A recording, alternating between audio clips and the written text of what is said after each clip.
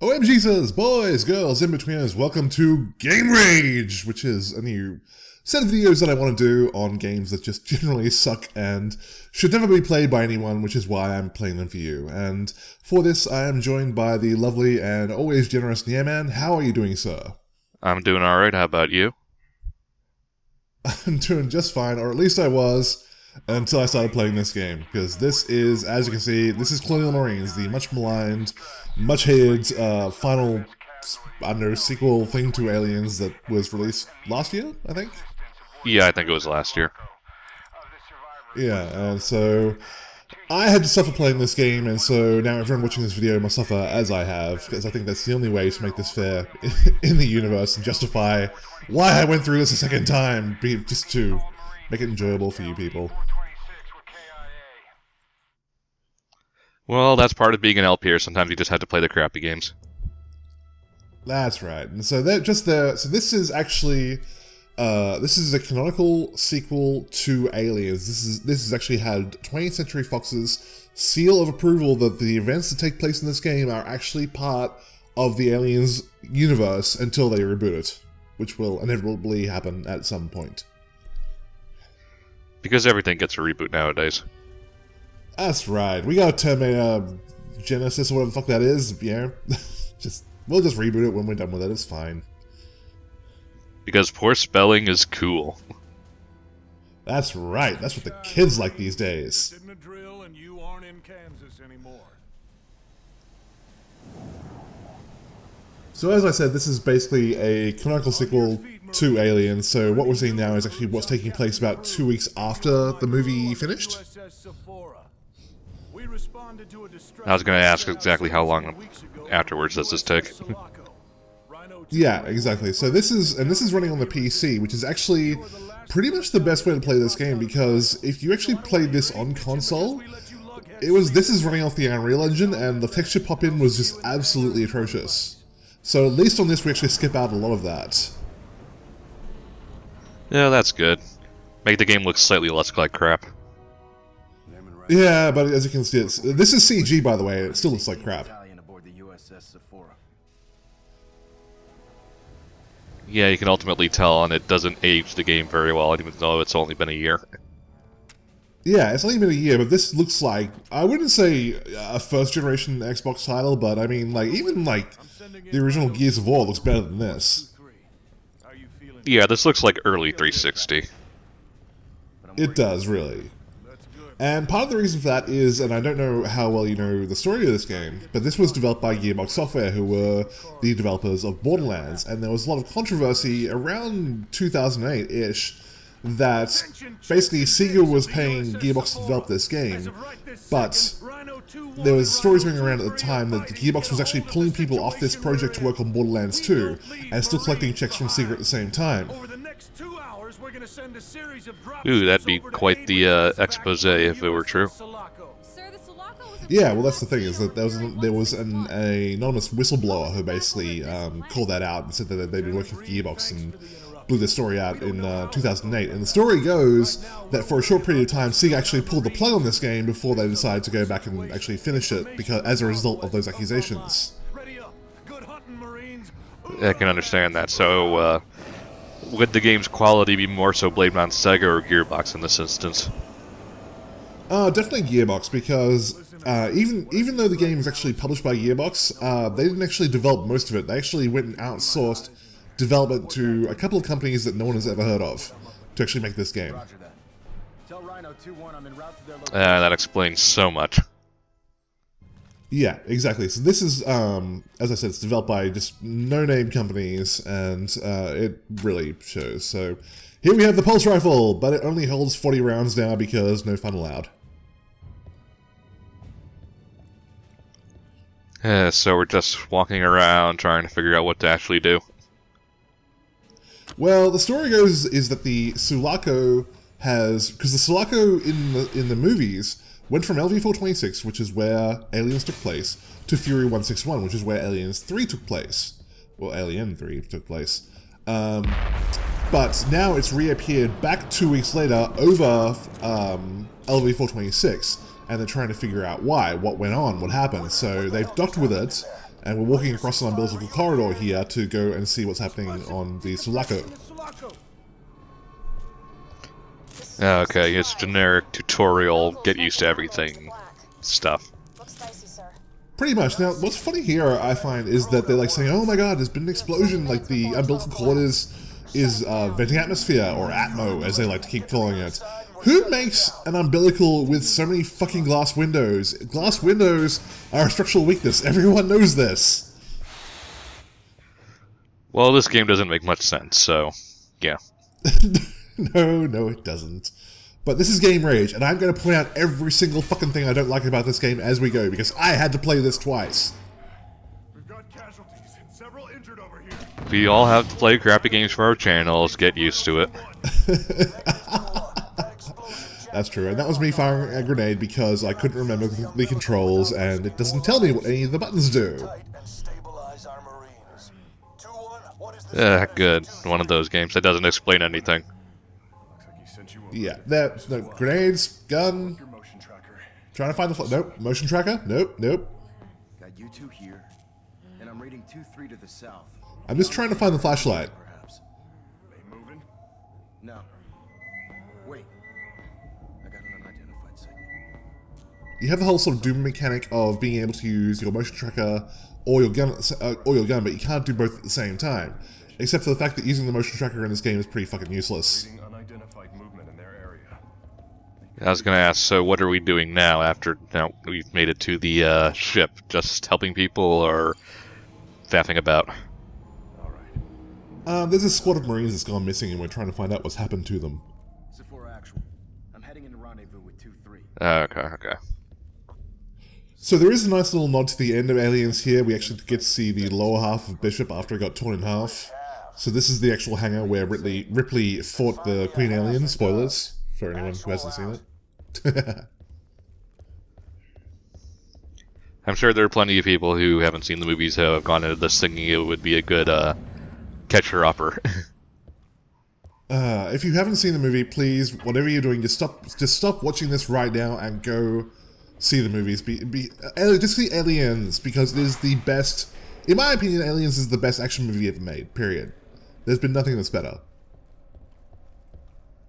That's pretty high praise. Yeah, look at those low-res ass textures on the cryotubes as well. Yeah, everything in this game was half-assed. Yeah, but that's kind of an Unreal Engine thing, though, that it has that texture pop in.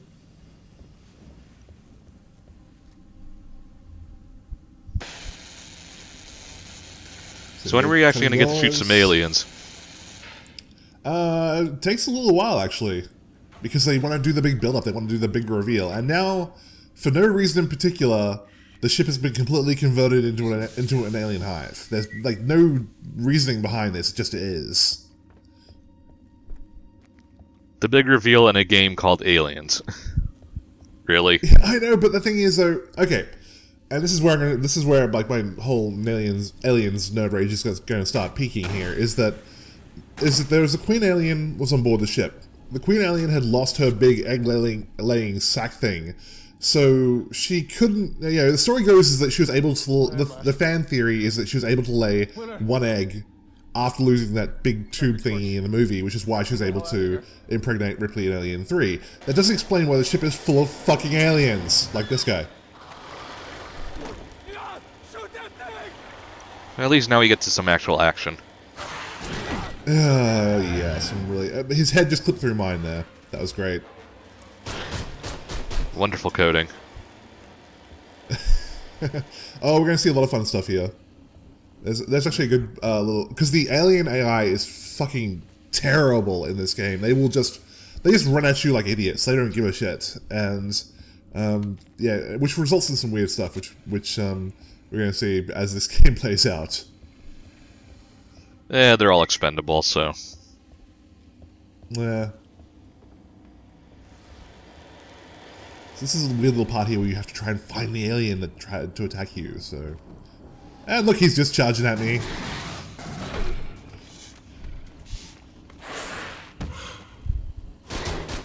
Here we go, look, he just sits there. He just sits there and waits to die after I knock him off.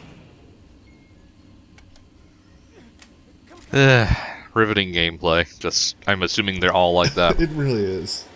They are all like that. So it gets really repetitive really quick.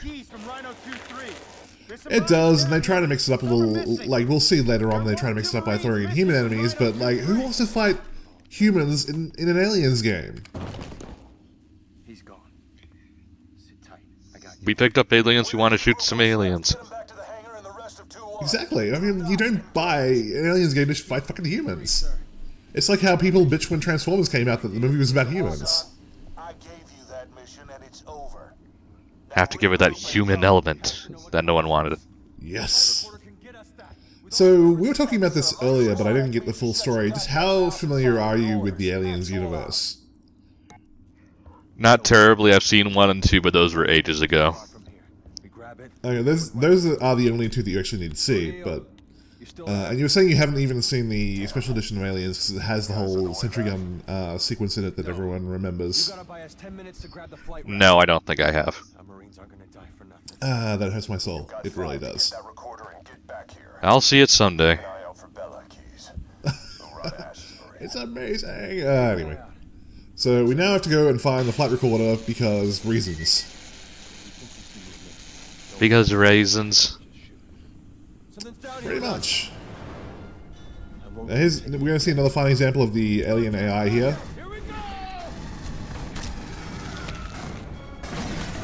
Now, how competent is your helper AI? The helper AI actually isn't too bad. The problem is that their gun is does half the damage of yours. So they'll be there for a while trying to kill aliens. Yeah, I see.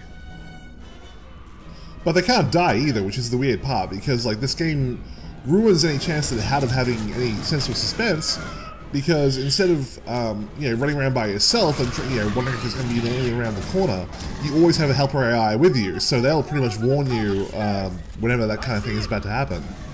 And there's just an alien just wandered in out of the corner of the screen. He's like, "Hey, what are you guys doing?"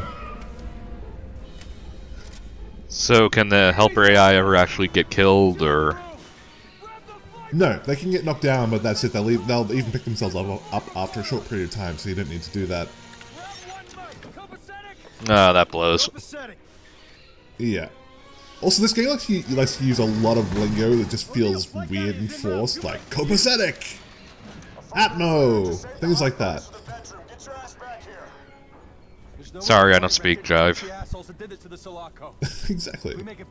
It's fine. It's just they do it so often though it feels like they're just trying to really yes, this is an Aliens game. We're using lingo you should understand. So it's trying to do it way too hard. Did you see that alien? He just threw himself out through the glass and then collapsed to the ground like it was a terrible mistake. Yeah, I did see that.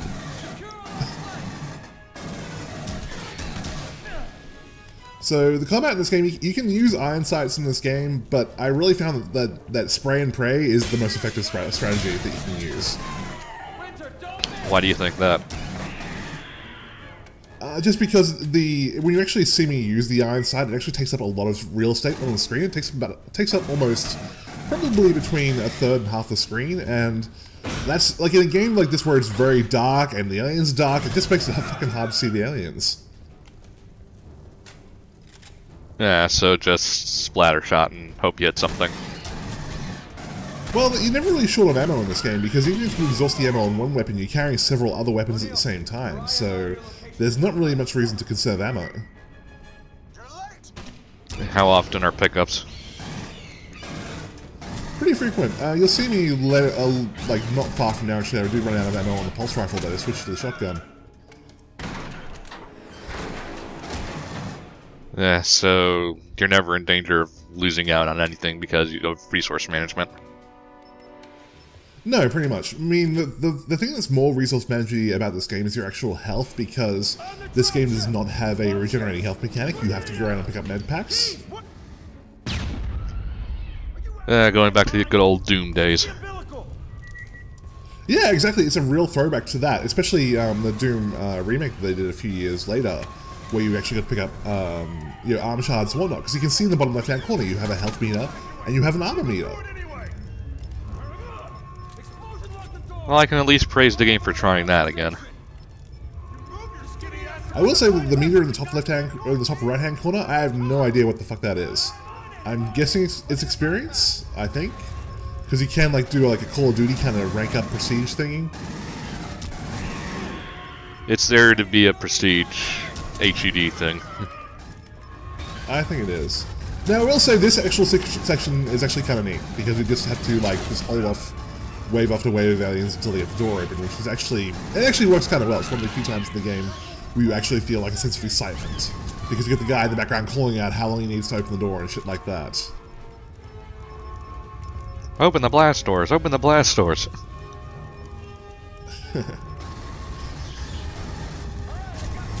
Also, I will use the pulse rifle in this game, like, more than any other weapon, because it's a fucking aliens game. Who didn't want, I don't know, I don't know when you actually saw the aliens movies, but I saw them when I was a kid, and I wanted a fucking pulse rifle more than anything in the world. Well, it's the definable weapon that everyone used in the movie, so it's what you want to use when you actually get the chance to play the game. It's the lightsaber of the aliens universe. Yeah, I was going to bring up the comparison. If you were playing a Star Wars game, you'd want to play with a lightsaber, not a blaster. Yeah, exactly. I played Knights of the Old Republic, and I had no desire to play a smuggler. Yeah. Now, this part makes no fucking sense whatsoever. This guy, he's like, no, get away, I have a chest burster. Maybe I should blow myself up. Yeah, in the glass tube, thanks. In the glass tube. Yeah, it's like, okay, which is more catastrophic? A single chest burst getting loose, or blowing yourself up in the glass tube and, like, just, exposing your comrades to just raw, deep space? Well, these guys aren't the brightest bunch in the universe. No, they're really not. It's just, I always hate that part. It just makes no fucking sense. It's just like, well, this should help you guys. I'll see you later. I have no reason to live. Speaking of which, this part's pretty much done, so thank you guys for watching, and when we return to the next part, we too will have no reason to live.